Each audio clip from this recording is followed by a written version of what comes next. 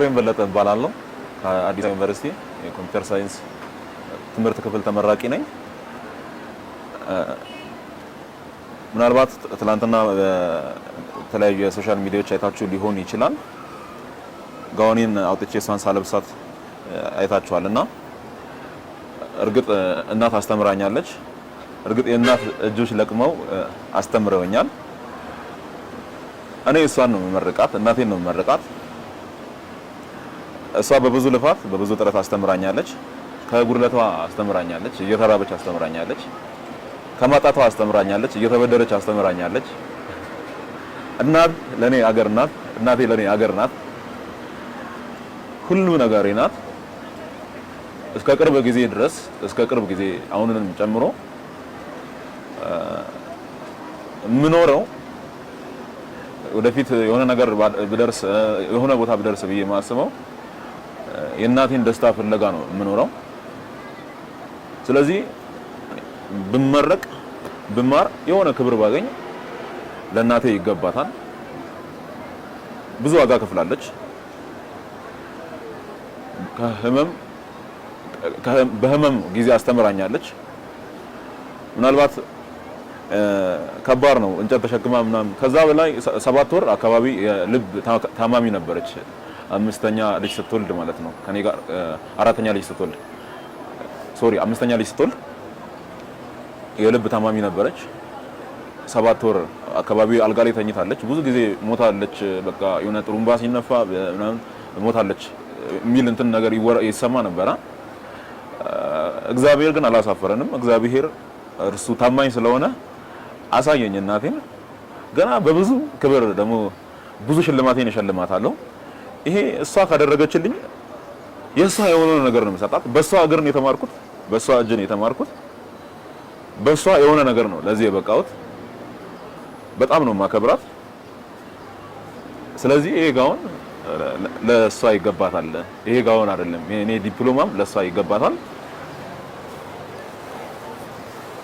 ምናልባት ብዙ ሰዎች የክብር ልብስ አድርገው ነው የሚያስቡት ከብዙ ልፋት በኋላ። የኔ ልፋት ግን ሳይሆን ይሄ ያንቺ ልፋት ስለሆነ፣ የኔ ብቃት ሳይሆን ያንቺ ብቃት ስለሆነ ነው ይሄንን የማደርገውማ። በጣም ነው የምወድሽ፣ በጣም ነው የማከብርሽ። አንቺ ከብዙ እናቶች ማለት የተመረጥሽ እናት ነሽ።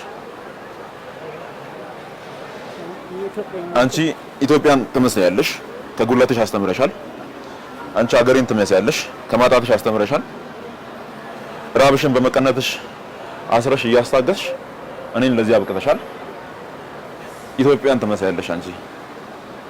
ደግሞ የሌላ እናቶች ተራይተው የኢትዮጵያ እናቶችም ይገባቸዋል። እንደዚህ ይሄ ሲያንሳቸው ነው፣ ከብዙ ጉድለታቸው ነው ልጆቻቸውን የሚያስተምሩት፣ ከብዙ ማጣታቸው ነው ልጆቻቸውን የሚያስተምሩት። ይሄ ከብዙ የኢትዮጵያ እናቶች አንዷ በጥቂቱ የተቸገረች ምናልባት እናት ሊሆን ይችላል። በችግር አይነት ብዙ ሰቆቃ ስለማቅ በሰፈሬ በአካባቢ ብዙ ሰቆቃ ስለማቅ እናቴ የኢትዮጵያን እናቶች ትወክላለች። አታልቅሽ። ይሄም በመጽናናት እንባ ነው። ከዚህ በኋላ አታለቅስም። አሳርፋታለሁ። እግዚአብሔር ይረዳኛል። አሳርፋታለሁ። እሷን ብቻ አይደለም ብዙ የኢትዮጵያ እናቶችን አሳርፋለሁ። እግዚአብሔር በእርግጥ ይረዳኛል። ብዙ የኢትዮጵያ እናቶችን አሳርፋለሁ በእርግጠኝነት። እግዚአብሔር ጊዜው መጥቶ እስኪወስደኝ ድረስ ወይም ጊዜ ደርሶ እስኪሄድ ድረስ ለዚህ እውነት እተጋለሁ። አሁንም ኦልሞስት እየተጋሁት ነው ያለሁት። ብዙ እናቶችን አሳርፋለሁ። ሀገሬን ኢትዮጵያን አሳርፋታለሁ። በእርግጥ አሳርፋታለሁ። እንደኔ ተመረቃችሁ፣ እንደኔ ግራጁዌት ያደረጋችሁ፣ ከተለያየ ዩኒቨርሲቲ ከተለያየ ተቋም የተመረቃችሁ ስራ ውስጥ ያላችሁ ሰዎች የእናታችሁን ሸክም ተሸከሙ፣ የሀገራችሁን ሸክም ተሸከሙ። ኢትዮጵያን እንለውጣለን። የብዙ እናቶችን እንባ እናብሳለን። በጎ ነገር ይሆናል። እኔ መጀመሪያ እግዚአብሔር ምስጋና ለሱ ይሁን። እኔ አቁም አይደለም፣ እኔ ጉልበት አይደለም፣ እኔ ምንም አላቁም። ሞኝ ነኝ።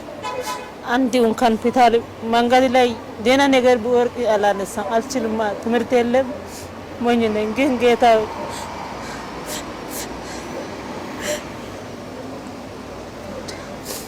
ግን ሰው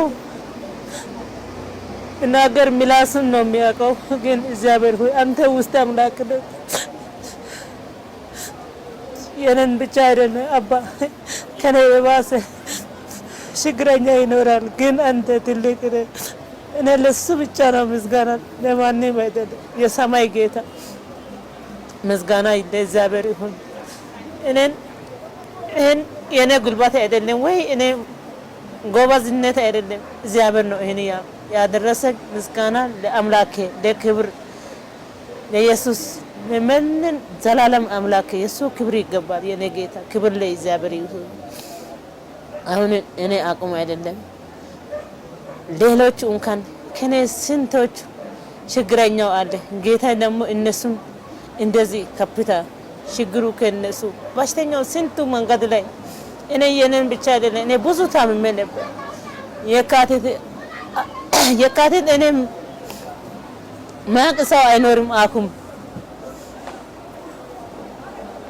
እንደዚህ ሲያይ ሰው እርጉዝ ነው ይላል። እርጉዝ አይደለም ግን እርጉዝ ይመስላል። እርጉዝ አይደለም። አሁን እኔ ይሁን ስንት ወር ነው አሁን ይሄ ልጅ የመጣ ነው። በቃ ይሄን ያክላል ጌታ ይሄን በቃ ለሞት ነው አይደለም እንዴ? ሞት ነው በቃ እኔ ምንም እኔ እንደው ጌታ ሆይ ይሄ ልጁ ሴት ልጆች 4 ሴት ዋሉና አሁን ለነሱ ምስትረኛ አለ። ይሄ ልጅ ጌታ እኔ ብሞት አሁን ማን ወንድም አለ ብሎ ምስትሩ ለማይናገር ጌታ እኔ ብሞት ለማንም አይደለም ለሰው አላወራም። እግዚአብሔር ምስትሩ ያውቃል። ግን ደግሞ ይሄን አይደለም ብሎ ይሄን በሽታው ምን ይመስላል? በቃ እንደዚህ መቀመጥ አልችልም። 7 ወር እንደዚህ በቃ ወንበር ላይ ቀና አርግቼ እግሩን ዘርግቼ ነው የምቀመጠው። ልጆቹን እንደ መጨረሻውን ሳያሳይ ጌታ እኔ ብለዋል እንደዚህ እንኳን እነሱ ደህና ስራ ቢያዝም ቢሞትም አይቆጭም አባ ብዬ ሁሉ ጊዜ በቃ ቁጭ ብዬ ለእግዚአብሔር አለቅሳለሁ። ከዛን አሁን ይሄ አክሙን ቤት ሴት መድኃኒቱን ሲወስድ ቀን ቀን አሁን ምርመራ ደግሞ እግዚአብሔር አንድ አክሙ እኔ አክሙ ስሙም እሱን ፈልጋለሁ። የካቲት ቀጠሮን ሴት ቀን እሱን ፈልጋለሁ አላገኘም። በጣም ያንቺ አክሙ እንዴት ነው ከሰው ልዩነት የሆነው? አሁን ቶሎ መጥቶ ዶክተር ኤልያስ ይባላል። ዶክተር ኤልያስ በጣም አመሰግናለሁ። አዎ ከዛ በጣም የተባረከ ሰው ነው። የተባረከ ሰው እጄን በምርመራው ሰው በስነ ስርዓት እንደዚህ እንደ እሱ አይነት በቃ አሁን መጥቶ ማዘር እንዴት ነው ምን በላሽ ምን ጠጣሽ? 7 ወር አልጋ ላይ አልተኛም። 7 ወር እግሬ እንደዚህ በቃ እንደ ወንበር ላይ ነው የሚቀመጠው።